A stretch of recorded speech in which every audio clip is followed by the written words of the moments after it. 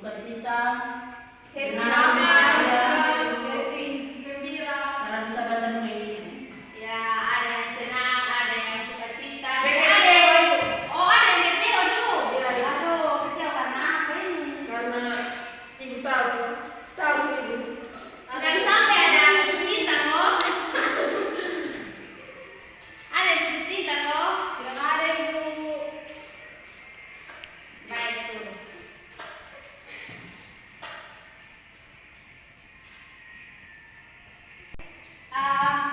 Adik-adik, sebelum kita memulai dengan kegiatan pembelajaran kita hari ini, Ibu akan absen.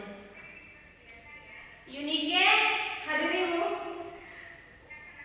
Joanna, hadir Ibu.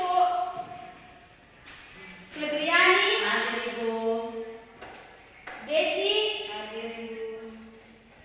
Anita, hadir Ibu. Priscila, Mei, hadir Ibu.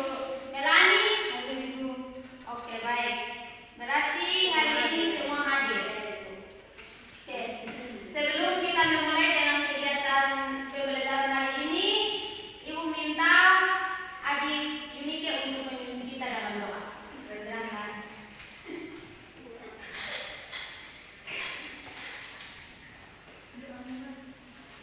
Mari sebelum kita memulai akan KBM kita menghadap Tuhan dalam doa.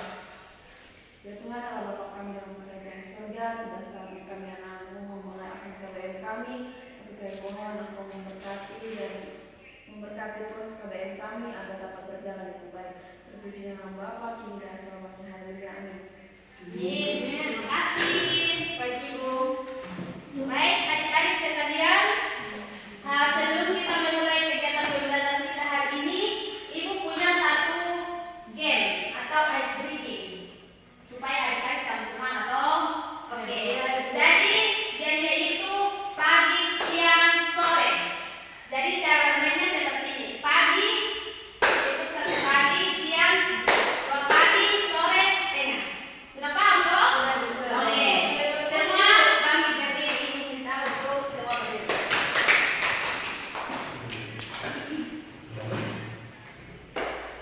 Yang salah kita kasih hukuman kok atau tak usah? Hukuman. Hukuman kok? Hukuman. Apa itu? Menyanyi. Oh, menyanyi. Ya. Oh, boleh. Biar semangat. Boleh. Oke. Jadi Ibu kasih tahu ulang ya. Jadi kalau pagi, siang, sore, oke. Untuk hari ini. Oke, 1, 2, 3. Pagi, siang, pagi, sore.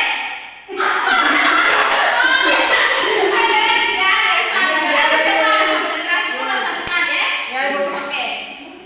Siang, pagi, siang, pagi, sore.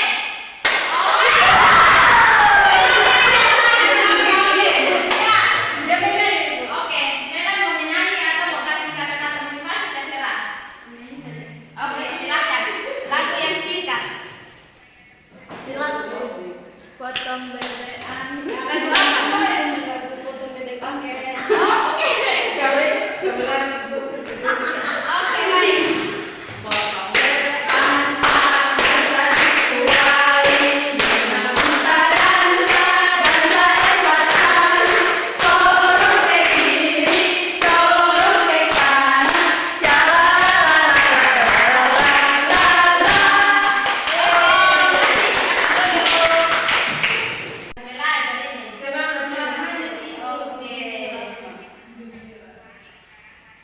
Jadi materi hari ini tentang cara meningkatkan motivasi belajar.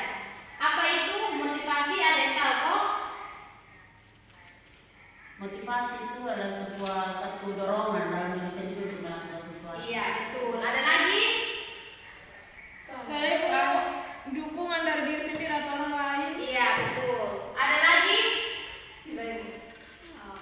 Jadi, pengertian dari motivasi sendiri itu merupakan suatu energi dalam diri manusia atau individu yang dapat mendorong untuk melakukan melakukan aktivitas tertentu dengan tujuan tertentu. Jadi motivasi itu adalah dorongan dari dalam diri kita sendiri untuk mencapai suatu tujuan tertentu. Misalnya kita belajar untuk mencapai cita-cita kita dengan baik. Itu adalah pengertian dari motivasi. Nah, di sini ada juga penyebab kurangnya motivasi belajar. Di sini ada dua faktor penyebab kurangnya motivasi belajar, yaitu faktor internal atau dari dalam diri kita sendiri dan eksternal atau dari luar diri kita sendiri. Di sini ada yang tahu faktor dari dalam diri kita itu seperti apa? Bisa sebutkan? Contohnya seperti malas belajar. Iya. Ada lagi? Sibuk bermain. Ya, betul. Ada lagi? Kasih. Oke. Jadi di sini ada faktor dari dalam diri kita sendiri itu seperti belum punya target, impian atau cita-cita. Jadi ada siswa yang dia belum mempunyai cita-cita, terus belum punya target. Itu adalah faktor dari dalam diri kita sendiri. Yang kedua itu tidak percaya diri. Ada juga yang tidak percaya diri. Mereka tidak percaya dengan kemampuan yang mereka miliki. Itu juga termasuk dalam faktor dari diri kita sendiri. Yang berikut, pola pikir yang masih keliru. Kemudian ada juga yang terlalu fokus pada gadget seperti bermain game, bermain TikTok. Itu juga faktor dari dalam diri kita sendiri. Kemudian ada lagi yang tidak punya jadwal belajar. Ada siswa yang tidak punya jadwal belajar di rumah. Itu juga menjadi salah satu faktor dalam kurangnya motivasi belajar. Kemudian ada faktor eksternal atau dari luar diri kita sendiri. Ada yang tahu faktor eksternal? Kalau dari luar itu seperti pergaulan, Ya, pengaruh dari pergaulan. ya. Ada lagi? Tuntutan dari orang lain. Ya. Ada lagi? Oke. Nah, di sini ada 5 faktor yang mempengaruhi kurangnya motivasi belajar dari luar diri kita itu seperti sedang ada masalah. Misalnya dalam keluarga ada masalah, di situ kita malas untuk belajar. Yang berikut, terlalu mengandalkan teman. Misalnya dalam pekerjaan kelompok kita selalu mengandalkan teman. Itu juga faktor dari luar diri kita. Kemudian pertemanan yang kurang bagus atau yang kurang baik. Yang berikut itu kita belum bisa menyesuaikan diri dengan metode belajar guru dan pelajarannya. Misalnya ada guru yang kasih penjelasan itu pakai bahasa yang tinggi. Di situ ada siswa yang tidak mengerti, belum bisa menyesuaikan diri dengan metode belajar guru. Nah, adik-adik sekalian, ini adalah faktor penyebab kurangnya motivasi belajar. Nah, di sini ada faktor dan ibu akan memberikan atau memberitahukan bagaimana cara kita untuk meningkatkan motivasi belajar siswa. Di sini ada 5 cara. Yang pertama itu menulis target, impian, dan cita-cita. Jadi adik-adik sekalian, ketika kalian di rumah, bisa saja kalian menulis target kalian atau cita-cita kalian. Misalnya cita-cita kalian itu mau jadi guru atau mau jadi dokter.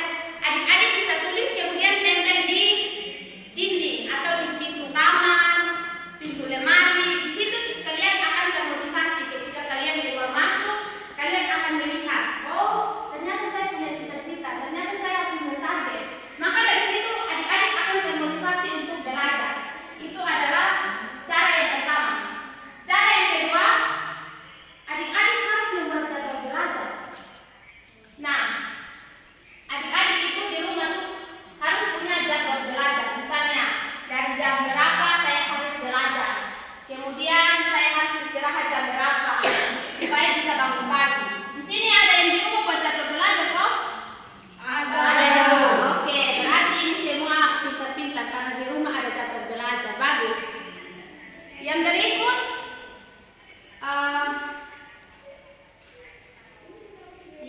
berikut membuat hadiah dan hukuman.